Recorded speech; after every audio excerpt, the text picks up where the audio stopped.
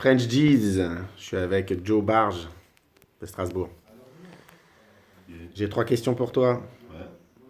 Ouais. Déjà, est-ce que tu peux nous expliquer d'où tu viens? Qu'est-ce qui t'a amené au rap? Comment t'as commencé? Et puis voilà, tous les débuts de ta carrière. Bah écoute, je viens de Strasbourg. J'ai commencé à écouter du rap, je devais avoir 5 6 ans, avec mon grand frère. Il était à fond dans les Wu-Tang, à l'époque il y avait Tupac aussi, Notorious Big, ce genre de choses, tu vois. Et j'ai suivi, j'ai écouté du rap depuis que je suis tout petit. Et vers l'âge de 18 19 ans, euh, j'ai rencontré quelques potes à moi qui faisaient du rap aussi. Et du coup, je me suis dit, bah vas-y, j'essaye de rapper. J'ai commencé à rapper et j'ai plus jamais arrêté. Ça fait, ouais, ça doit faire quoi? Ça fait presque 20 ans maintenant, ouais, un truc comme ça, ouais. Ça fait presque 20 ans. Et, et voilà. Et en gros, tu veux savoir un peu le parcours, le truc, pas de souci, ok. Ben, j'ai commencé avec un groupe, on s'appelait, je crois, si je me rappelle bien, et 300 Infanterie, quelque chose comme ça. Parce que on vient d'une ville, le code postal c'est 67300, et fait 300 Infanterie, voilà. Avec Fantomas, il y avait Escroc, il y avait Wallace et moi-même.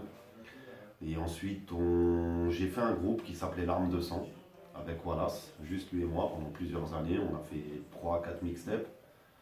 On a fait quelques clips, voilà, avec les moyens du bord, hein. Comme ça se faisait à l'époque, hein. Je te parle de ça, ça devait être, je sais pas, peut-être 2009, 2012, entre 2009 et 2012. Et après, on s'est mis dans un collectif avec des gens qu'on connaissait. Il y avait Mauvais Loup, il y avait Scratchy Marlouf, il y avait Bad Dog, avec qui je pose sur la compile. Et on a fait un groupe qui s'appelait La Chronique. On a fait quelques morceaux, quelques avant-premières. On a fait un CD qui s'appelle Les Chroniques de Stras, où on a invité une personne de Strasbourg qu'on appréciait sur chaque morceau. Donc on a fait à peu près 20 titres, donc 20 featuring. On a mis 1 an à la faire. On a tout fait maison, enregistrement, machin. On a fait une petite promo, on l'a sorti en physique, on l'a vendu. C'était cool. Et aujourd'hui, mes associés ils font plus trop de rap. La vie fait que voilà.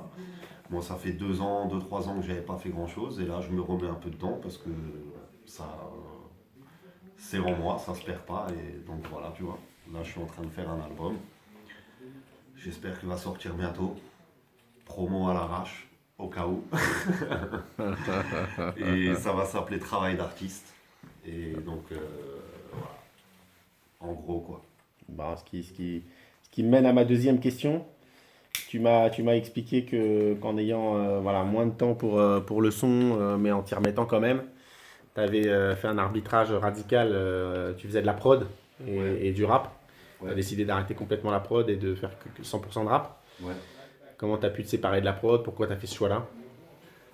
Ben d'abord, j'ai commencé à rapper. Et c'est comme pour les enregistrements. Il fallait payer pour enregistrer, il fallait payer pour avoir une prod, etc. Donc je me suis dit, quitte à payer, achète-toi du matériel et fais toi-même. Enregistre toi-même, fais tes prods toi-même. Donc du coup, je rappais et je faisais certaines prods. Après, on n'a pas que posé sur mes prods parce que voilà. Donc je faisais des prods. Au fur et à mesure, je commençais à être plutôt bon. J'étais plutôt, voilà, sympa. Et, euh, et du coup, en évoluant à force, je veux performer plus dans le rap que dans la prod. Donc du coup, j'ai fait le choix de juste rapper, de prendre du temps vraiment pour développer ce sens de la musique, le rap, plutôt que de faire deux choses presque bien, plutôt que d'en faire une très bien. Tu vois ce que je veux dire? Donc voilà. Magnifique. T'es pas un rappeur seulement West, voilà, seulement G.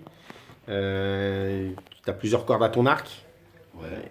Quand tu arrives sur un son West, qu'est-ce que tu changes à tes textes, à ton flow, à ta façon de poser, de construire ton truc?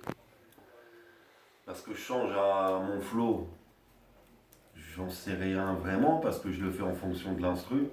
Je réfléchis pas trop, c'est en fonction de comme ça sort. Euh, voilà, t'as une vibe, un truc, un flow qui vient, il te plaît pas, tu le gardes pas, tu vois, mais je sais pas vraiment si je change mon flow, ou voilà.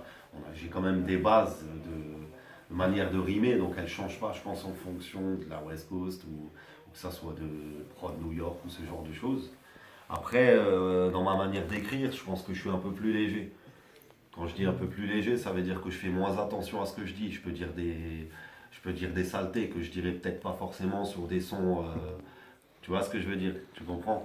Là, c'est plus de l'ego trip ou vraiment, je calcule pas trop. Comme la rime elle vient, je la prends et je la réfléchis pas forcément. Tu vois? Je rentre moins dans le cérébral.